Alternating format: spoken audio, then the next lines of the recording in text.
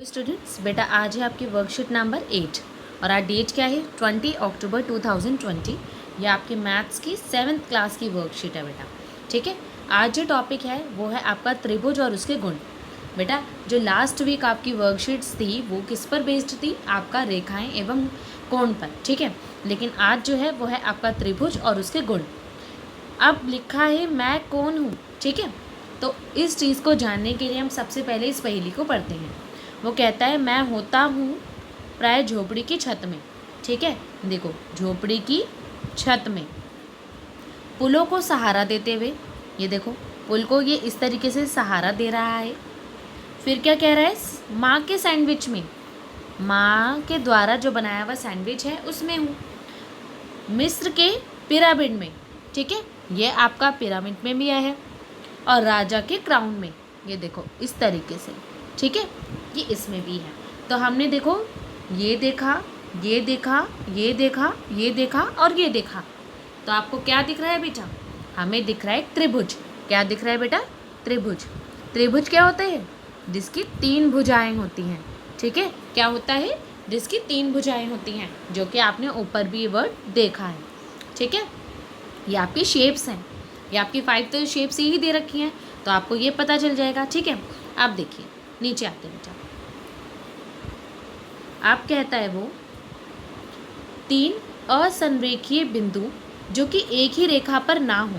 तो आपको ये पता चल जाएगा संरेखीय क्या होता है बेटा। इस तरीके से, जैसे मैं कह दूँ ये ए है, ये बी है और ये सी है। ये तो होता है बेटा संरेखीय, जो कि एक ही रेखा पर होता है। लेकिन 3 असंरेखीय बिंदु जो कि एक रेखा पर ना हो, तो उसे क्या कहते हैं? देखो जैसे मैंने क्या करा, ए बी और सी, ये 3 बिंदु ले लिए और इन्हें जोड़ दिया।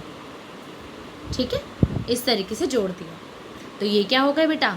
इस तरीके से अगर इसे देखेंगे आप, तो ये क्या है? कागज पर बनाएं एवं उन्हें जोड़ें। तो ये क्या था? एक ए बिंदु था, बी बिंदु था, सी बिंदु था, जो कि क्या है? असंरेखीय बिंदु हैं, जो कि एक रेखा पर नहीं है। देखो बी सी तो है एक रेखा पर, लेकिन क्या ए इसकी एक रेखा पर है? तो आपका क्या है ये बेटा? असंरेखीय बिंदु है। तो ये आपका एक त्रिभुज की शेप बनाता है। ठीक है, सबसे पहले तो अब हमने बस त्रिभुज की शेप सुन लिया। आप उसके बाद देखिए बेटा, अब इस पर फोकस करेंगे। ये 3 रेखाखंडों से बनी आकृति होती है। याद कीजिए, एक होती है रेखा, एक होती है किरण और एक होती है रेखाखंड। ठीक है, रेखाखंड क्या होता है? जिसके 2 अंत बिंदु होते हैं, मतलब स्टार्टिंग पॉइंट भी होता है, मतलब शुरुआती बिंदु भी होता है और अंत बिंदु भी होता है। तो ये देखिए बेटा, आपको यहाँ की स्टार्टिंग भी दिख रही है और एंडिंग भी दिख रही है। इसी तरीके से ये रेखा खंड, ये रेखाखंड, ये रेखाखंड। तो जो 3 रेखाखंडों से बनी आकृति होती है वो क्या होती है बेटा? त्रिभुज कहलाती है। अब इसमें देखिए भुजाएं। भुजा क्या क्या हो जाएगी बेटा? ये जैसे ए दे रखा है, ये बी दे रखा है और ये सी दे रखा है। भुजा कहते हैं इस पूरे भाग को, जो कि रेखाखंड होती है। तो रेखाखंड क्या हो जाएगी? भुजा क्या क्या हो जाएंगी?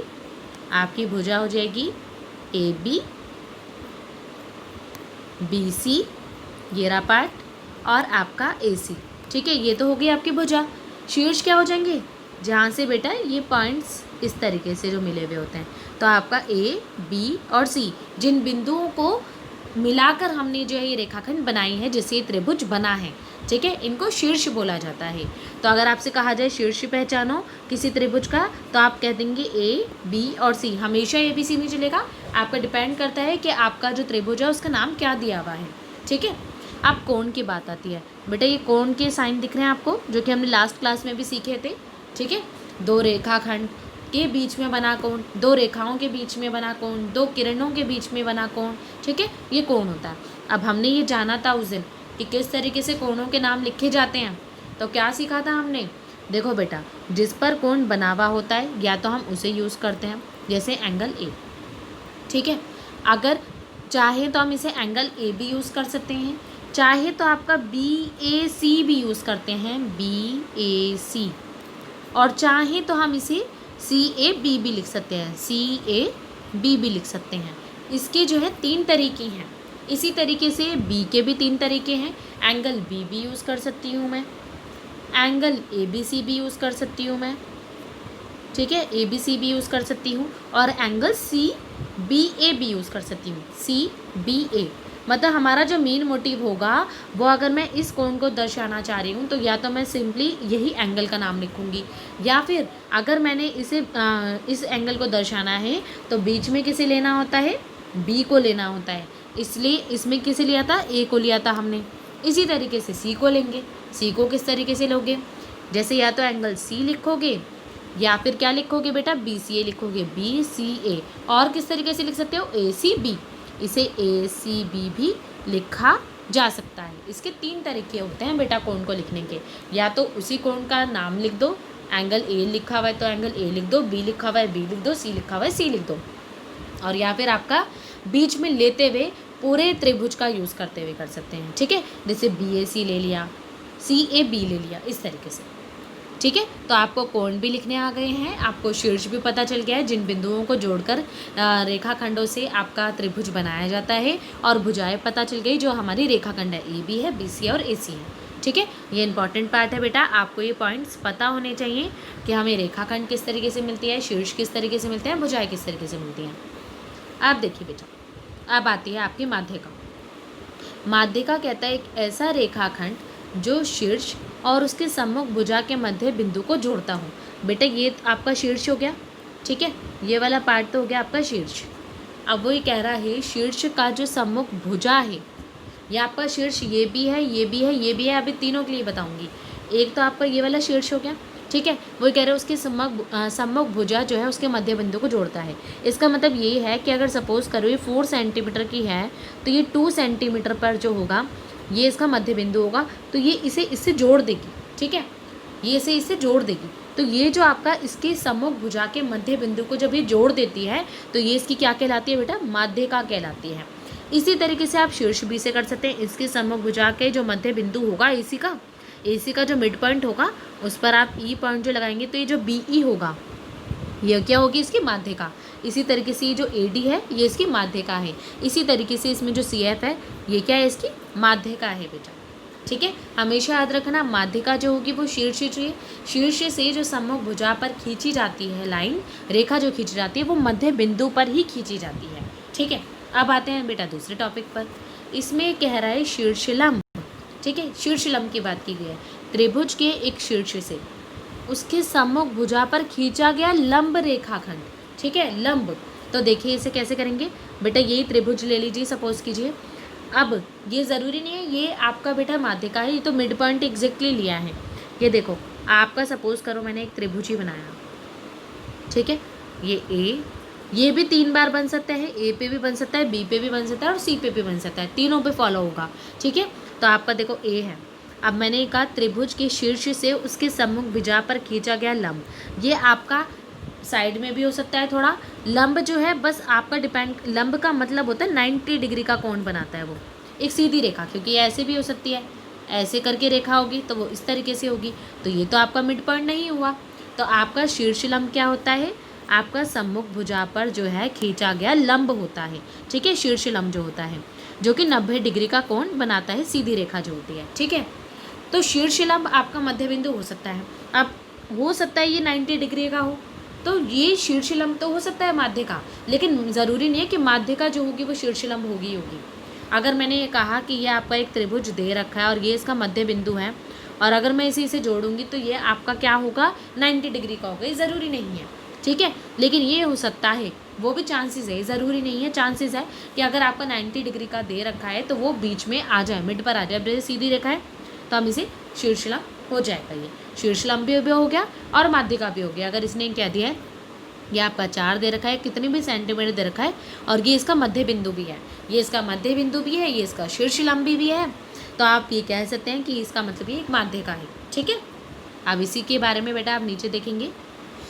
आप देखिए, सोचिए क्या किसी भी शीर्ष से शीर्षलंब बनाया जा सकता है, किसी भी शीर्ष से बनाया जा सकता है। हाँ, क्यों नहीं बनाया जा सकता, मैं ए से भी बना सकती हूँ, ठीक है, मैं बी से भी बना सकती हूँ,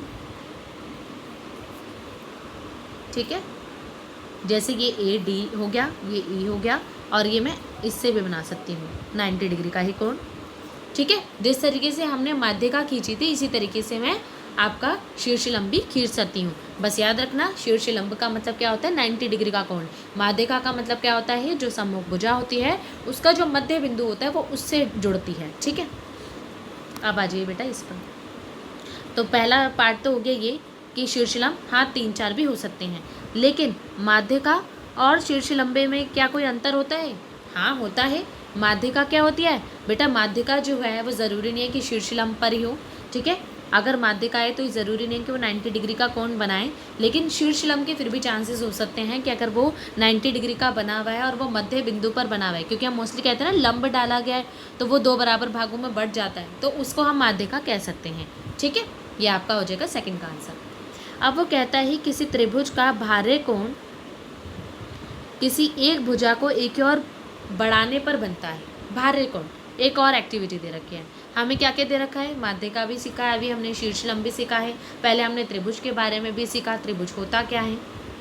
ठीक है, अब देखिए ये आपको एक ट्रायंगल दे रखा है बेटा PQR। ठीक है, अब इसने क्या कहा है, एक त्रिभुज PQR बनाओ और एक भुजा QR को मैंने एक्सटेंड कर दिया S तक। ठीक है, अब वो कह रही है कि शीर्ष R, ये जो R वाला पार्ट है इस पर बना कोण जो PRS है, PRS वो क्या है बेटा, बाह्य कोण है, बाहर वाला कोण है। तो वही कह रहे हैं बाह्य कोण जो PRS है, क्या उसका कोई आसन कोण बताओ। आसन कोण बताना है, तो आसन कोण याद है आप लोगों को क्या होता है, सटा हुआ कोण। तो सटा हुआ कौन है इससे, ये वाला पार्ट, तो ये इसका क्या हो जाएगा, आसन कोण हो जाएगा। तो इसका आंसर क्या है बेटा, आसन कोण अगर पूछिए तो आपका आ जाएगा PRQ।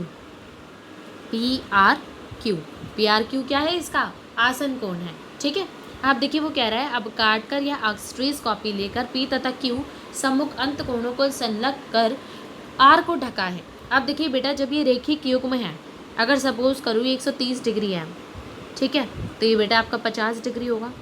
अब क्योंकि मैं जानती हूँ जो त्रिभुज के कोणों का योग होता है वो 180 डिग्री का होता है, और अगर ये 50 डिग्री है तो ये दोनों का मिलाकर जो होगा वो 130 डिग्री ही होगा, और ये भार का भी 130 डिग्री दे रखा है। तो ये जो बेटा ये वाला जो भार कोण होता है, बाह्य कोण, उसके जो सम्मुख अंदर वाले कोण का जो सम्मुख भुजा होती है उस पर जो बने हुए कोण होते हैं ना वो उसके योग के बराबर होते हैं। इसका मतलब ये है कि ये आपका 130 डिग्री है, तो अगर हम इन दोनों को प्लस करें, अगर नहीं दे रखा हो मुझे, अगर मेरे को ये दे रखा हो, ये सपोज करो ये 50 डिग्री दे रखा है और मुझसे कहा है कि ये जो है बाह्य कोण, मतलब किस तरीके से दे रखा है, मुझे जो है इस तरीके से दिया है, ये बाह्य कोण है, ये आपको 130 डिग्री दे रखा है। ठीक है, और मुझे ये P Q और R ये जो दे रखा है ये 50 डिग्री दे रखा है, ये कह रहा है कि ये निकालो। ठीक है, आप देखो मुझे ये तो पता ही है कि 130 है तो ये वाला भी 50 डिग्री ही होगा। ठीक है, लेकिन अगर मैं इतनी मेहनत ना भी करूँ कि पहले मैं रेखिक युग्म से इसे निकालूं, तो सीधा मुझे ये पता है कि ये बाह्य कोण जो होता है ये अंदर के सम्मुख भुजा के योग के बराबर होता है। तो मैं सीधा करूँगी क्या, 130 में से 50 डिग्री को घटा दूँगी, तो 13 में से 5 गया 8, तो ये क्या आ जाएगा बेटा 80 डिग्री। तो ये आपका आ जाएगा बेटा 80 डिग्री का कोण। ठीक है, अब देखिए आपकी एक्सरसाइज, इसलिए इसने दे भी रखा है कि एंगल जो PRS होता है वो किसके बराबर होता है, angle of P plus angle of Q। ठीक है, आप देखिए फर्स्ट क्वेश्चन नंबर फर्स्ट, त्रिभुज PQR में भुजा QR का मध्य बिंदु है। देखो PQR में जो आपका भुजा QR का मध्य बिंदु क्या है, D है, D मध्य बिंदु दे रखा है बेटा। वही कह रहे PM निकालो, तो PM क्या हो जाएगा बेटा, शीर्ष लंब हो जाएगा, क्योंकि हमने देखा है 90 डिग्री का, ये देखो 90 डिग्री का साइन है तो शीर्ष लंब हो जाएगा। ठीक है, ये तो हो गया शीर्ष लंब। PD क्या है, PD है बेटा माध्यिका, क्योंकि ये मध्य बिंदु से जुड़ रही है, तो इसलिए ये क्या हो जाएगी बेटा, इसकी माध्यिका।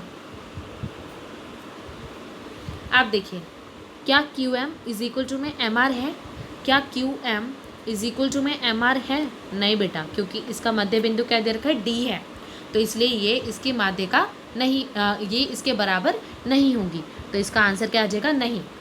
अब वो कह रहे हैं PMR ज्ञात करो, तो हमें दिख ही रहा है 90 डिग्री, क्योंकि हमें पता ही है शीर्षलंब कितने डिग्री का कोण बनाता है, 90 डिग्री का कोण बनाता है। तो फर्स्ट का क्या हो गया, शीर्षलंब हो गया PM। फिर माध्यिका पूछिए, PD पूछा है तो माध्यिका, QM is not equal to में MR, इसलिए आ जाएगा आपका नहीं, और एंगल PMR कितने के आ जाएगा बराबर बेटा, 90 डिग्री के बराबर आ जाएगा। अब आता है बेटा क्वेश्चन नंबर सेकंड, वही कह रहे हैं क्यू पी आर के सम्मुख भुजा का नाम बताओ। देखो एंगल क्यू पी आर ये वाला, ये इसकी जो है सम्मुख भुजा बताओ, तो हमें दिख रही है क्यू आर, तो इसकी सम्मुख भुजा कितनी हो जाएगी, क्यू आर हो जाएगी। ठीक है। आप देखिए क्वेश्चन नंबर थर्ड, वो कह रहे हैं निम्न आकृति में अज्ञात अंत कोण z का मान बताइए बेटा। वही क्वेश्चन जो मैंने अभी ऊपर समझा है, ये आपको 115 डिग्री दे रखा है, ये 50 डिग्री दे रखा है, ये आपको डिग्री बतानी है।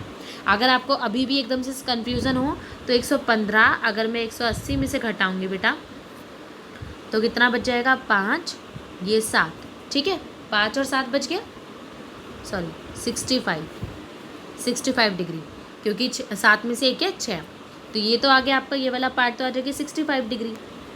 ठीक है, अब 65 डिग्री भी हो गया और 50 डिग्री भी हो गया, तो 5 और 6 और 5 11, 115 डिग्री आ गया। अब 115 डिग्री को जब मैं 180 में से घटाऊंगी तो ये भी कितने का आ जाएगा बेटा, 65 डिग्री का आ जाएगा। और नहीं तो आप सीधा करोगे क्या, 115 में से 50 डिग्री को घटा दोगे। क्यों, क्योंकि ये वाला जो कोण होता है भारे कोण, ये इन दोनों के योग के बराबर होता है। तो एक 50 डिग्री है तो दूसरा कितने का आ जाएगा, 11 में से 5 गया 6, तो इसका आंसर आ जाएगा बेटा 65 डिग्री। ठीक है, इसमें कंफ्यूज मत होना, इस वक्त जो रेखिक योग आ रहा है ये भी इसके बराबर जो आ रहा है 65 डिग्री के ही बराबर आ रहा है। अब आते हैं बेटा क्वेश्चन नंबर 4 पर, वो ये कह रहा है निम्न आकृति में अज्ञात भारे कोण x का मान ज्ञात कीजिए। तो बेटा हम जानती है ये जो अंदर के जो सम्मुख कोण के योग होते हैं वो इसके भारे कोण के बराबर होते हैं, तो इसलिए क्या हो जाएगा बेटा, 7 और 5 12, तो इसका मतलब 120 डिग्री। और अगर आपको वैसे भी याद ना है तो देखिए आपका त्रिभुज के कोणों का योग क्या होता है, 180 डिग्री, तो देखो 50 डिग्री हो गया, 70 डिग्री हो गया, और इसको समझ लो y है तो y हो गया, वो कितने के बराबर हो गया, 180 के, तो इसलिए क्या आ गया 7 और 5 12, तो y की वैल्यू कितनी आ गई, 60 डिग्री आ गई। अब जब y की वैल्यू 60 डिग्री आ गई है बेटा, और ये है आपका रेखिक योग, तो जब ये 60 है तो 120 नहीं हो जाएगा ये, क्योंकि ये तो सीधी रेखा होती है, ऋजु कोण होता है ना, तो ये क्या हो जाएगा बेटा, आपका 120 डिग्री का कोण आ जाएगा बेटा। अब देखिए कहता है अपने दैनिक जीवन में दिखने वाले 5 त्रिभुजाकार वस्तुओं के नाम लिखो। अभी देखिए ऊपर भी हमने काफ़ी सारी शेप्स के बारे में करा था, मम्मी का सैंडविच है ना, वो भी त्रिभुज के आकार का होता है। ठीक है, इसी तरीके से जो आपके झोपड़ी होता है उसका जो ऊपर का शेप होता है वो भी इसी तरीके से होता है। दूसरा ये हो गया। इसी तरीके से आपका बेटा, जैसे आप लोग डेली जो है आप लोगों ने आते जाते हुए देखा हो या कभी भी देखा हो, जो रोड पर साइन बने हुए होते हैं कि आपको इस डायरेक्शन में जाना है, तो वो इस तरीके से बना होता है, इस डायरेक्शन में जाओ, सीधे जाओ, उल्टे जाओ, तो ये जो होता है इस तरीके से बना हुआ होता है ऐसे करके। तो ये क्या होता है, त्रिभुज की शेप में ही होता है, रोड साइंस जो होते हैं। ठीक है, ये भी आपका होता है। और क्या कह सकते हैं हम त्रिभुज के आकार की, आपका पिरामिड है, ठीक है, जो मिस्र का पिरामिड था ये वाला था। तो इसी तरीके से जो है आपको त्रिभुज के आकारों की जो है नाम लिखने हैं, कि उन वस्तुओं के नाम लिखने हैं जो आप दैनिक जीवन में देखते हैं बेटा। ठीक है, इसी तरीके से आप देखो एग्जैक्टली त्रिभुजाकार नहीं होता है, जैसे राउंडेड शेप है उस वाले में आप पिज़्ज़ा देखते हैं, पिज़्ज़ा जो होता है आप 4 बराबर भागों में ही जो बांटते हैं वो भी क्या होता है, एक त्रिभुजाकार शेप सी ही होती है आपकी। ठीक है, तो ये क्या हो जाएंगे, आपके त्रिभुजाकार शेप्स हो जाएंगे बेटा, आकार हो जाएंगे बेटा। आज की यही आपकी वर्कशीट थी, आई होप आप लोगों को समझ आई होगी। Thank you.